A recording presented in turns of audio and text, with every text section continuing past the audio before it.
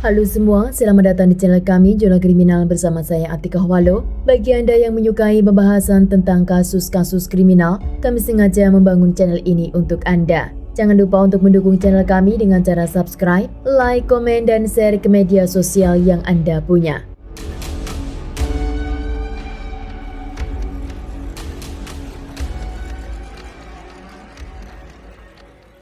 Seorang gadis muda bernama Kerian Jopek lahir pada tanggal 17 Agustus pada tahun 1968 di Milwaukee, Wisconsin di negara Amerika Serikat. Kerian tinggal bersama dengan ibunya yang bernama Caroline, ayah tirinya yang bernama Fred, juga adik perempuannya yang bernama Maggie. Rumah Kerian sangat berdekatan dengan tetangga kanan dan kiri, dan di lingkungan itu ada tempat bermain untuk anak-anak. Di sana biasanya Kerian menghabiskan waktu sorenya untuk bermain dengan anak-anak tetangga, dan anak-anak itu sangat dekat satu dengan yang lain. Pada tanggal 16 Maret pada tahun 1982, saat itu Kerian berusia 13 tahun dan dia adalah siswa kelas 7 di sekolah menengah Kosciuszko di Cudahy, Wisconsin. Hari itu Kerian menghilang setelah diskor dari sekolah karena dia berjalan di luar kelas pada jam pelajaran. Namun ada cerita lain yang mengatakan jika di kelas itu ada anak laki-laki yang menyiramkan cat ke bajunya dan Kerian memukuli anak laki-laki itu. Oleh karena itu Kerian dipulangkan lebih awal. Tetapi setelah dia meninggalkan sekolah pada pukul 1.30 sore, Kerian tidak pernah kembali pulang ke rumah ibunya. Namun ibu Kerian mengatakan jika kemungkinan Kerian keluar dari sekolah atas kemauannya sendiri. Karena hari itu dia telah memiliki rencana untuk melakukan pesta di salah satu rumah tetangganya, yaitu sahabat dekatnya yang bernama Robin. Hari itu Caroline mengira jika Kerian langsung pergi ke rumah Robin yang ada di seberang jalan. Ibunya lalu mendatangi rumah Robin dan menanyakan tentang keberadaan Kerian. Di rumah itu masih terdapat beberapa anak muda, namun semuanya mengatakan jika Kerian sudah meninggalkan pesta. Namun ibunya masih mengira jika Kerian kemungkinan berada di rumah tetangga lain. Hingga pada pukul 11 malam, Caroline dan juga suaminya dibantu beberapa tetangga ikut mencari Kerian di jalan. Namun tidak satu pun dari mereka yang tahu tentang keberadaan Kerian. Keesokan harinya, Caroline akhirnya melaporkan ke kantor polisi, namun polisi tidak begitu menangani kasus itu dengan serius karena mereka pikir Kerian adalah anak yang masih muda dan juga punya komunitas di lingkungannya. Polisi mengira jika Kerian melarikan diri dari rumah karena hari itu dia punya masalah di sekolah. Caroline akhirnya menemui ayah kandung Kerian yang tinggal tidak jauh dari rumahnya untuk menanyakan tentang Keri.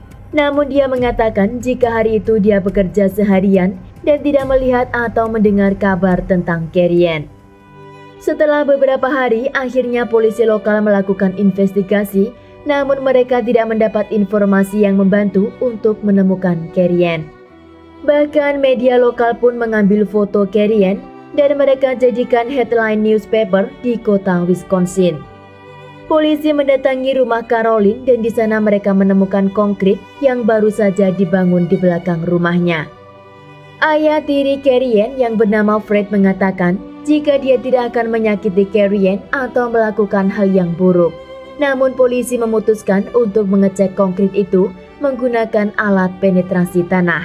Namun di sana polisi tidak menemukan tanda-tanda bukti adanya kejahatan atau tentang keberadaan Keri. Polisi akhirnya mencurigai teman dekat Keri yang bernama Johnny yang saat itu dia berusia 17 tahun, yaitu saudara laki-laki Robin. Robin adalah seorang anak perempuan yaitu sahabat dekat Kerian. Belakangan Kerian mengatakan kepada ibunya jika Johnny selalu ingin mendekatinya. Dan Johnny dikenal oleh masyarakat sekitar memiliki beberapa masalah di lingkungan itu dengan kenakalannya.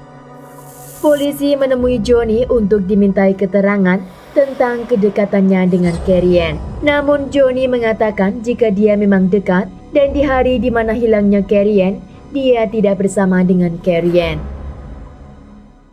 Setahun dan 6 bulan kemudian, kasus hilangnya Kerian masih menjadi misteri. dan tidak ada satu informasi yang membantu untuk menelusuri tentang keberadaan Carrie.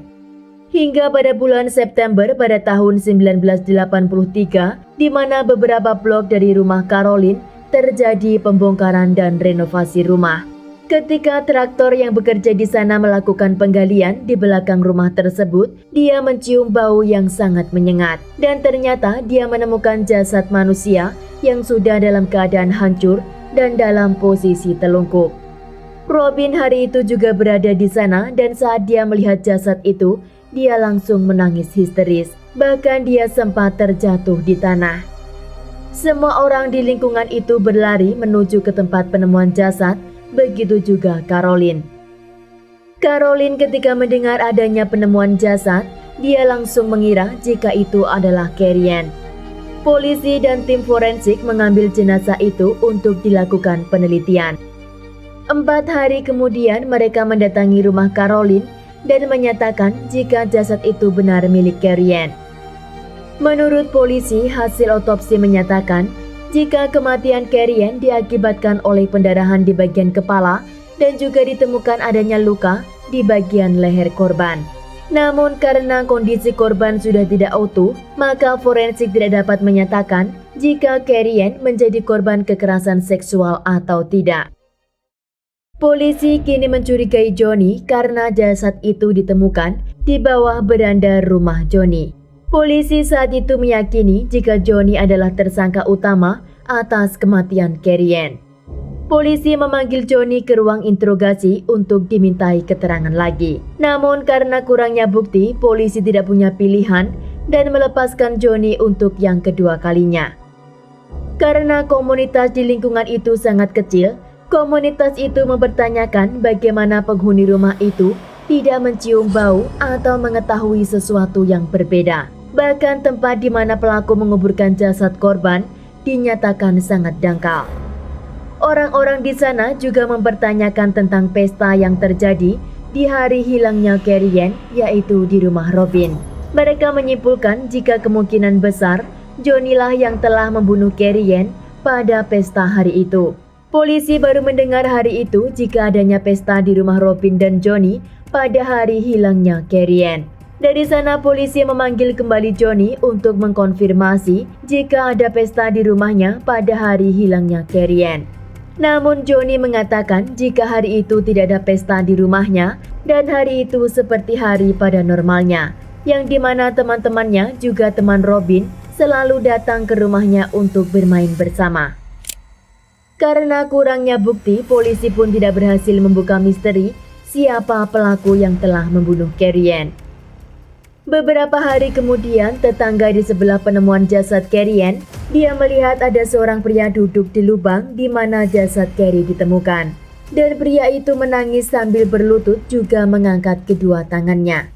Karena tetangga itu merasa curiga, dia langsung menghubungi polisi. Pria itu ternyata bernama Jose Ferreira yang berusia 17 tahun dan dia tinggal 1 blok dari rumah Johnny. Polisi lalu membawa pria itu ke ruang interogasi dan di sana Jose mengatakan jika dia mengenal Carrie dan dia datang ke lubang di mana jasad Carrie ditemukan untuk memberikan kehormatan terakhir dan untuk mengatakan selamat jalan. Karena tidak adanya informasi lebih lanjut untuk dia sampaikan kepada polisi dan Jose juga tidak tahu tentang pesta yang ada di rumah Robin, maka hari itu Jose pun kembali pulang. Hingga hari itu polisi tidak menemukan informasi apapun yang menunjuk kepada tersangka. Dan akhirnya kasus Carrie masih menjadi misteri. Ibu Carrie yang bernama Caroline, dia memutuskan untuk tetap tinggal di rumah itu walaupun dia merasa tersiksa setiap hari ketika melihat tempat di mana anaknya dikubur. Namun dia mengatakan jika dia tidak akan meninggalkan tempat itu hingga dia tahu siapa pelaku yang telah merenggut nyawa anak tercintanya. Seiring waktu berjalan, banyak warga di sana telah meninggalkan tempat itu dan pindah ke tempat lain. Namun Caroline mengatakan jika di antara tetangga di sana, Jose Ferreira lah yang paling dekat dan paling sering mengunjungi rumahnya. Bahkan Caroline menganggap Jose sudah seperti keluarganya sendiri. Jose akan selalu diundang di acara-acara tertentu dalam keluarga itu. Caroline bahkan sangat bahagia mendapat koneksi dengan orang yang sangat peduli dengan Carrie Ann. 30 tahun telah berlalu dan keluarga Carrie Ann masih sangat dekat dengan Jose Ferreira. Hingga akhirnya pada tanggal 11 Oktober pada tahun 2015, pagi hari itu media di kota Milwaukee mendapat telepon dari seorang pria. Di sambungan telepon, pria itu mengatakan jika dia akan mengakui suatu kejahatan yang telah dia lakukan 30 tahun silam. Pria itu mengatakan jika dia tidak mau mengatakan namanya dan di mana keberadaannya. Namun dialah yang melakukan pembunuhan terhadap Carrie Ann Jopek. Reporter yang menerima telepon di kantor media itu mendengarkan dan menulis secara detail apa yang disampaikan oleh pria itu.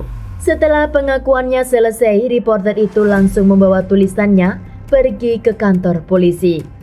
Pria yang menelpon kantor media itu tidak lain dan tidak bukan adalah Jose Ferreira. Dan pengakuannya ke kantor media itu adalah pengakuan Jose yang ketiga kalinya. Pertama, Jose menelpon istrinya yang sedang dalam proses perceraian. Di sana Jose mengatakan kepada istrinya jika dia bertemu dengan Carrie Ann di pesta di rumah Robin. Dan juga di rumah itu dia mengakhiri korban. Setelah istrinya mendengar pengakuan Jose, dia langsung pergi ke kantor polisi. Jose setelah menelpon istrinya, dia lalu menelpon ke krisis hotline konselor dan di sana Jose mengatakan tentang bagaimana dia melakukan pembunuhan dan bagaimana dia mengubur Carrie Ann di bawah beranda rumah itu. Dengan konselor itu, dia juga mengatakan jika dia akan menelpon media lokal dan dia ingin berita tentang pembunuhan Carrie Ann Jopek berada di headline news. 2 hari setelah Jose mengatakan apa yang telah dia lakukan kepada Carrie Ann, dia menyerahkan diri ke kantor polisi. Jika kalian bertanya kenapa polisi tidak langsung menangkap Jose, pada hari pertama setelah mereka menerima kabar dari pengakuan Jose di media, istri dan juga konselor, ternyata polisi masih ragu dengan kabar tersebut karena mereka pikir kasus Carrie Ann Jopek terjadi lebih dari 30 tahun yang lalu. Maka polisi masih mencari bukti dan informasi lebih detail tentang apa yang sebenarnya terjadi. Jose di ruang interview mengatakan jika dia pertama kali bertemu dengan korban di pesta di rumah Johnny dan Robin.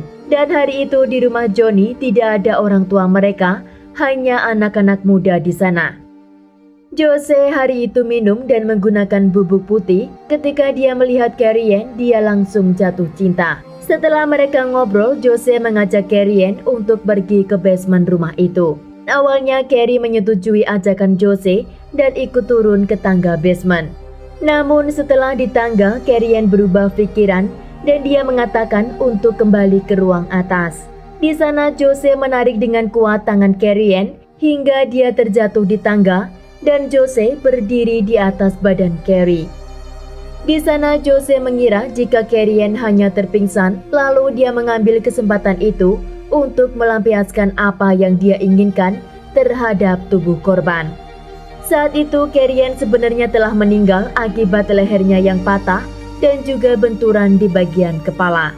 Jose baru mengetahui jika Carrie Ann telah meninggal setelah dia menutup baju korban dan dia langsung panik. Jose awalnya hanya akan meninggalkan tubuh Carrie Ann di sana, dia akan melarikan diri. Namun dia sadar jika ada orang yang melihat ketika dia turun tangga dengan Carrie Ann. Maka Jose putuskan untuk menyeret tubuh korban melalui basement dan keluar dari pintu bawah tanah. Di sana dia melihat ada tanah yang mudah dia gali, yaitu di bawah beranda rumah itu. Setelah dia menggali lubang, dia masukkan jasad Carrie Ann di sana dan dia tutup kembali tanah itu. Jose tidak menyangka jika penemuan mayat itu akan memakan waktu yang cukup panjang karena dia sendiri menggali lubang itu sangat dangkal. Bahkan sebelum dia meninggalkan tempat itu, Jose mengatakan jika rambut Carrie Ann masih tidak terkubur di dalam tanah. Beberapa hari kemudian dia harus kembali ke tempat itu sambil membawa tanah untuk menutup rambut Carrie Ann yang masih di luar. Di sana Jose juga menegaskan jika tidak ada satu orang pun yang tahu tentang apa yang dia lakukan, karena semua orang di sana sedang menikmati pesta di dalam rumah. Namun ini sedikit tidak masuk akal karena semua orang yang dimintai keterangan oleh polisi mengatakan jika mereka tidak melakukan pesta. Bahkan Johnny dan Robin menyatakan jika tidak ada pesta di rumah itu. Di sisi lain, pengacara Jose berusaha untuk mengambil kesempatan itu untuk menyelamatkan kliennya dari hukuman penjara. Di sana pengacaranya berusaha mengubah skenario dengan membawa teori baru jika yang melakukan pembunuhan itu sebenarnya adalah Johnny. Johnny adalah kakak tertua Robin dan Robin adalah teman terdekat Carrie.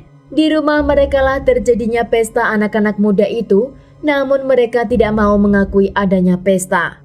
Pengacara itu mengatakan jika pacar Robin saat kejadian 30 tahun silam mengatakan kepadanya jika suatu hari Robin menceritakan jika Johnny telah membunuh Carrie.